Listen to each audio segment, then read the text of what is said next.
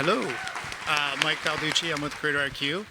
I run our commerce solutions, and I've got this great panel. And maybe we can start to have each panelist just give a real quick introduction. I will start. Somer Tejwani. I'm SVP Global Marketing for Too Faced. I have actually been there for 11 years, which I think in beauty world makes it like I've been there for 100 years. I have a lot of former colleagues here, so it's been really fun. It's like one big beauty reunion.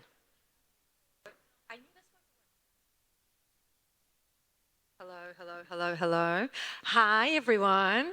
Good afternoon. My name is Michelle Crossan-Matos. I'm the Chief Marketing Officer at Ulta Beauty. You can tell with my accent, it's weird. I'm Scottish. Are there any Brits in the room? Woo, woo, woo. I have two people that will understand me. Yay. Very excited. Let's see. Oh, mine's working. It's like a roulette. It was like the Hunger Games earlier, and now we've got, microphone roulette. I'm Bridget Dolan, and I am the Managing Director of Shopping at YouTube. I also find like this is like coming home. I spent 20 years at Sephora, and so I know a lot of fun, beautiful faces in the crowd, and I'm excited to be here to talk about YouTube. Great. So I thought it'd be interesting to sort of dive into one of the hotter topics currently, which is AI and all the adjacent technologies. And maybe each of you could, give a perspective from, Somer, you on the brand side, Michelle on the retail side, and Bridget on the, platform side, how you guys are thinking about AI and adjacent technologies and how those are going to impact your business, particularly, how you're working with creators. Yeah, I can start. I think any time that you can make the work you do more efficient, it's a good thing. And what's really interesting about the space is it's evolving every day. I think I got an email like 3 days ago from my friends at TikTok, and they were like, hey, we have this new thing, CapCut for Business. And so I'm opening up, I'm looking through it, and now you can actually have not only your entire script for your advertising written by you. As a former writer, I think you're going to need to edit it a little bit, but it's a good start. And then you can actually have even a spokesperson that's an avatar, AI generated, that can speak for you, right? So I think that the future is now, but it's moving really quickly. And I think any time that you can use new technology to make your work more efficient, it's a good thing. Hello. Yay, my mic works, yes. So for those who don't know, Ulta Beauty was really a disruptor when it started 30 years ago. And why I tell you that is that disruption, that DNA that's in the company is probably the reason why AI is so fundamental to how we operate. So we've been using AI for years, actually. Virtual Glam Lab and skin analysis are actually AI tools that allow you to really understand your skin. And so we've seen amazing results with our guests. We know with Virtual Glam Lab that 92% of people return back to it. So we know that the tool is working. AI, obviously, we all know this. We know this better than everyone. We could write papers on this. We're using AI throughout our whole end-to-end ecosystem. But Gen AI is the golden nugget, isn't it, right? So quite frankly, where we are in that part of the journey is where I'm using it right now for inspiration. I've got all my trends, I'm pulling it in, I'm trying to figure it all out real quickly. So dynamically and agile, I can create new assets. That is where I'm trying to really use that for inspiration. Damn, loving all this. This is good stuff. Writing notes over here. So YouTube is built with Google's AI and Gen AI, obviously. So we're doing a lot of amazing things and have for a long time. And one of the things that I think is so cool at YouTube is that we're using Gen AI to help us with protection and connection. So if you think about protection, it's really making sure that all the videos that anyone sees on our platform are really safe, brand safe, and viewer safe. And that's super important. I think Gen AI is helping us do that even more succinctly and smartly. And then we think about connection, it's really around how can we bring the right videos to people who are watching it. In terms of creators, it's how do we actually get which products our creators are interested in, thinking about what they're going to create content for. So just like you're talking about inspiration, I think there's also around like creativity and productivity. So how can we help creators, give them tools that help find the next new products that you all are introducing or selling without you having to necessarily ship it to them? I mean, they like that, but they also want to know like which ones work for them, which ones are great based on their content and their audience uniquely. So I think those are some of the ways that Gen AI is really thinking about how we can get a lot more personalized for our viewers and for our creators and ultimately for our brands as well. And then I'd be remiss if I didn't also talk about the tools that are also, we've announced the tools that we're doing with advertisers and advertising as well, making it much easier to create content that's really relevant and works really hard, and as well as getting those into the hands of or the eyeballs of viewers that are really going to resonate with that content. So gonna throw it right back at you, kind of following up on that. So the platforms and YouTube specifically have been making some pretty substantial investments in tools specifically for creators, make it easy to sell products on the platform. So can you give us a little update on that, how it's going? Is that attracting more creators and advertisers? And maybe if you can, any sneak peek into maybe what's coming down the pipeline? And then maybe Michelle and Somer can add their perspective from the retail and the brand side. Yeah, Google loves it when I do a sneak peek. I think we just did our made by Google just a week or two ago, so it still feels fresh, right?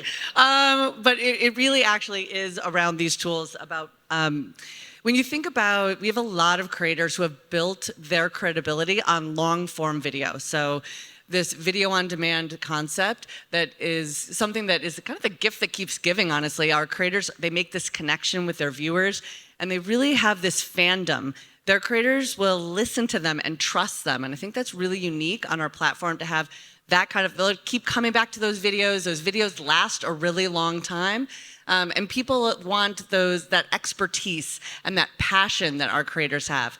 And so taking that with some of the tools that we have, turning those into shorts, and we're seeing a lot of creators lean into shorts, and actually shopping shorts are growing even faster than shorts are growing, which is like bananas. And so we're seeing a lot of our creators who are using our new tools, tagging products. So we have actually launched an affiliate program, and many of you are in that. You're in that. And so we actually have over 150 brands who are already part of our affiliate program. It's really easy to join. You actually just have to have a relationship with Rakuten or Impact or CJ. And if you don't, I can still try and figure out how to work with you. So come let me know, we'll figure it out. And what we're seeing is that it's so easy. Like literally you're all sitting here stressing out about how you're gonna make all your numbers. I'm telling you right now, I'm telling you the secret. Join our affiliate program because our creators are gonna do it for you. Right there, you just give them a great commission and they're gonna make that content for you, and it's gonna be really, really authentic to them and their viewers. And so those are some of the things that we're seeing our creators are getting excited about. We just had 100 of our top creators last week. And why I say top creators in shopping, it's a little different. Like Mr. Beast wasn't there, but it was actually creators in beauty and in fashion who may be more torso or tail creators. They aren't necessarily the ones that we have some with 15 million subscribers, but the subscribers of even 150K or 1 million subscribers at YouTube, those are like hard earned. They are not, it doesn't come fast and it doesn't come easy, but when they build an audience like that, they really listen and they have that trust. And so tagging products in videos that they're already making about things that they already love, like beauty, and doing it in their authentic way, but then tagging those products, that's, I think, this difference we're seeing. And what we did at our meetup was basically show them how to sell in a way that's authentic to them and doesn't come across salesy, because that's their worry. They don't want to be a sellout. And so yes, they love the brand deals and they love having those relationships with you where you kind of lean in. But this is the opposite. This is them coming up with what they'd like to talk about. So the more information we give them, they're creating it on their own, and then you can take those and boost them and turn them into an ad if you love what they did. So I think it's just gonna lighten the load. I'm hoping to lighten the load of everyone in this audience, and for that productivity for you, make your lives a little easier. Where do you go after that? Bridget, you've got me all fired up. I know, Let's have another meeting on this. Well, can I build on your point on authenticity, and Connor talking about this as well? I have over, give or take, 45,000 associates that work in our stores every day. And our associates are our biggest brand ambassadors and, quite frankly, our greatest content creators too. And so what we've done in the most recent months, actually, well, I'd say we just launched maybe a couple of weeks ago our most recent brand campaign called The Joy Project. And this was born from understanding our associates' view on how our guests are feeling. We learned that most people, and they're represented by our guests, that they're constantly craving something that they can't quite define. Happiness, joy, we'll call it. But there's a little pesky inner critic that blocks them. We're like, holy shit. When you're the #1 beauty retailer in the country, you have a responsibility to act upon that learning and do something. So we created the Joy Project. Now, why am I telling you that? Because our associates were the unlock. Our associates gave us that insight. So guess what? When we created the Joy Project, who do you think our greatest creators are? The associates. And that, my friends, created some, I mean, I'm getting goosebumps. I'm getting goosebumps. Because that was, you'll see the assets that they create. So they're joyfully crying. They're joyfully hugging each other. That is the platform that we're very excited about here at Ulta Beauty because it builds on our DNA and our strengths. Over to you, Somer. I saw it. I loved it, by the way. I was obsessed. I don't know, for a brand and someone who's been at a singular brand for a really long time, I think that this is truly one of the most exciting times in beauty. I think there has been, if you graphed kind of the last 15, 20 years in beauty and you look at what were some of the big changes, right? So you had maybe 10 years ago when everyone was getting on Instagram and starting social media and you had this owned channel. And then a couple years later, when you started working with creators in a paid capacity. And now I think with all of the tools around live selling, I think there is a lot that brands can do. I mean, live selling in terms of actually making your numbers and making your budget, but a lot of it is just another, brand awareness play, another advertisement for you, right? There are people that will, I remember when I would watch, HSN or QVC and I'd be really excited about something. And maybe I didn't necessarily buy it from there, but I would, next time I was in store, I would purchase something. So I think that all of the live selling opportunities, TikTok is one, but there's a lot of other, great ones too. And and so I think that those are really a great untapped opportunity for brands. I know brands right now are concerned, especially in North America, is the consumer ready to purchase on live selling? But I think if we think about it a little bit differently and think about it as right now, maybe it's not going to have incredible results for my bottom line. It could. But right now I can really use it as a product awareness or brand awareness play. And I think if we start thinking about it like that, and then consumers will start purchasing. So following up on the sort of live stream and, emerging video technologies, right? There seems like there's a lot of new advancing video technology and video is playing even a more important role in commerce, right? Amazon's pushing a ton of video content, publishing it through their storefronts and product pages. What video technologies are you guys most excited about that you see making the most difference on your creator commerce? I'm very excited about live commerce. I think we're all excited at Ulta Beauty, especially with our brand partners, which we have a few here. Hello, friends. Because ultimately, at the end of the day, we're here to grow the brands, build the brands so they have long-term sustainable growth. What live selling does, it allows us to tap into a few big fundamental advantages for our industry, which is creators are authentic storytellers. They educate. They're able to express self-care and self-expression in a way that you will get it. Then we have, the ability to do live commerce that goes straight to you at home and talks to you in a way that you're not afraid to potentially go in store and ask questions. Sorry, I'm staring at you because you... So today, in fact, we just actually had, we partnered with BuyWith for our live commerce. Today, we just did one with e.l.f., #1 Gen Z brand right now is e.l.f. They've just launched their lip oil and it's just flying off the shelf. And we're able to, in live commerce, talk about a new launch and then drive halo on the entire portfolio of that brand. We're all brand builders here. We use the innovation, we use the newness so that we can drive in the entire portfolio. Love that. And we're doing a lot with live as well at YouTube, both here in the US and actually we're running teams in Korea, doing a lot in APAC as well, and in Brazil. And so in the US, we've seen great success with things like Coachella, where it's like, or as I like to call it, Couchella, because you sat at home and watched it on YouTube. You still want that T-shirt, and so you're going to be buying it from there. And when we've got the NFL, and so we're selling the merchandise of the teams that are on screen. We did a Pixel launch, right? Things like that. And I think looking at what some of the elements that work around storytelling, around live commerce, a lot of hot drops or something that feels like you need to buy it in the moment, really exclusive, really different and differentiated. I think to Mike's question, another format that I think all of us are seeing on fire is short form video. And at YouTube, it is the fastest growing. And I think one of the things that we're, as I mentioned earlier, seeing shoppable short form video is on fire.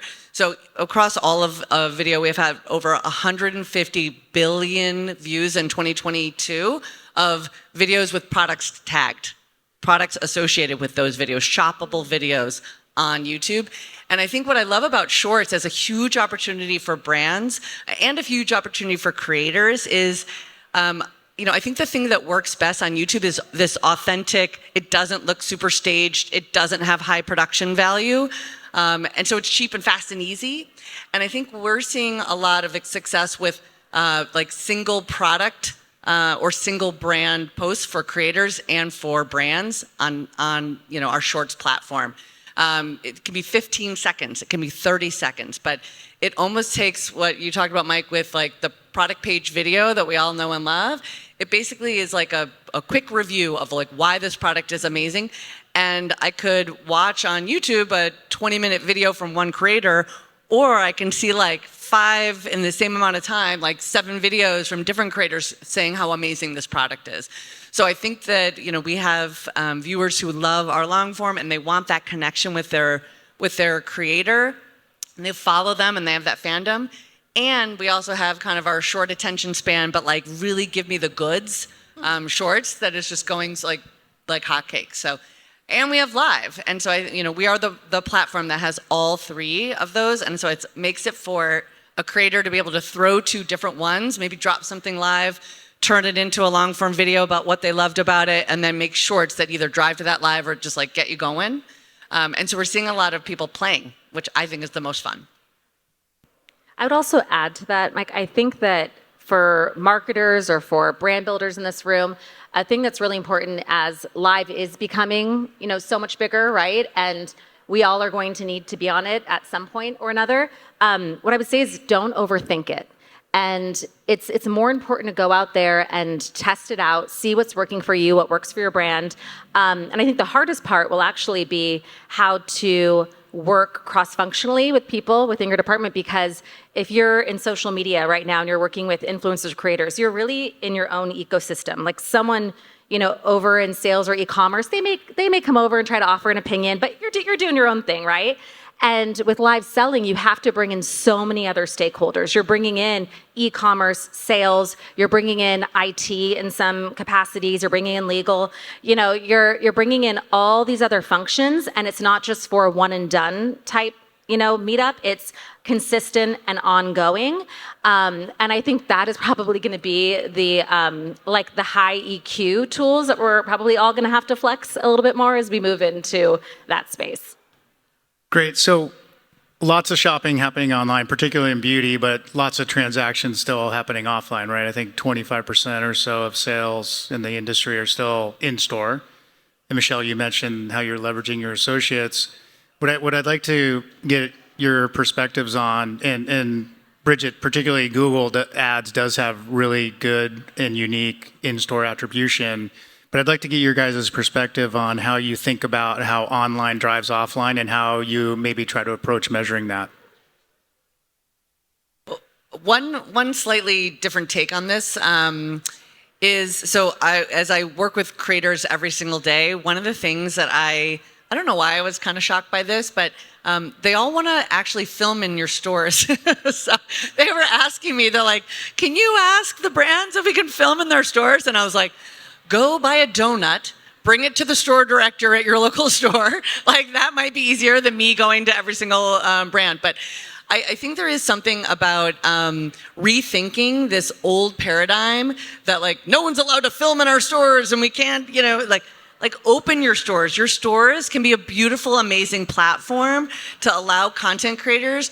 That way they're not returning things, which sometimes happens, but they're also like using your store as the beautiful backdrop. Like, that's amazing free advertising for you that this is all happening in your stores, and it makes people, I mean, literally, they're like, wait, what was behind? What's in that gondola? What's on that rack? I want to get in there, right? And so I think this idea that if we can actually open our doors to creators, they could have meetups in your stores, they can film, right? Like, I think that we're actually going to see a lot more of this online to offline attribution just naturally happening. I was at the Grove yesterday. I'm sorry if you like Disney, but like, I think the happiest place on earth is the Grove. Like, it was so nice, and people were happy, and everyone's shopping, and I was like, okay, retail is not dead, right? Like, stores are alive and well. How can we just integrate them in what we're doing? And let me tell you, retail is not dead. Ulta Beauty is living proof of that as we continue to grow our business year on year. I will tell you that in store, the playground is essential in our beauty space. It is essential that you can touch and feel. It's essential that you can talk to an associate, that they can help you understand why can you wear that red lipstick or try that new hair care product. So for us, we've been actually monitoring quite precisely the trends that we're seeing in the social and creator space. When we actually activate an asset that builds on those trends, do we see footfall and traffic to our bricks and mortar stores? And yes, we do. I can just give you an example there where we have the Ulta math, which is building on the girl math kind of thing that's going on. We do massive hauls in Ulta Beauty. People love our hauls. So there's loads of creators talking about how to get the best deal, how to use your loyalty points, when to go and shop. So let me tell you, retail is not dead. That bricks and mortar playground space will always be relevant. And when you are able to have creator content that drives them into store and you can track it, then you'll be able to convince people to create even more content doing that. Yeah, I think that bricks and mortar is really where you'll create your most loyal customer base, because that is when they can go in. They are just truly indulged in your story and what you want to tell them. So it's probably the purest form of the brand. And that's why, when brands are working with their partners, I think like the visual merchandising team is the unsung heroes out there, and they do such an incredible job. And with this puzzle and bringing your stories to life. And I think that in terms of the offline to online traffic, I think that it's a whole ecosystem that has to work together. For us as a brand, we've always done really well in store because we're such a strong storytelling brand. We're colorful. My opinion is that you always need that newness is almost like the fishing lure to attract them to your fixture. It's the shiny, sparkling object. And then it's your hero products that can really do the bulk of your business and keep the lights on. So I think that it is important to be thinking about it 360 as a marketer.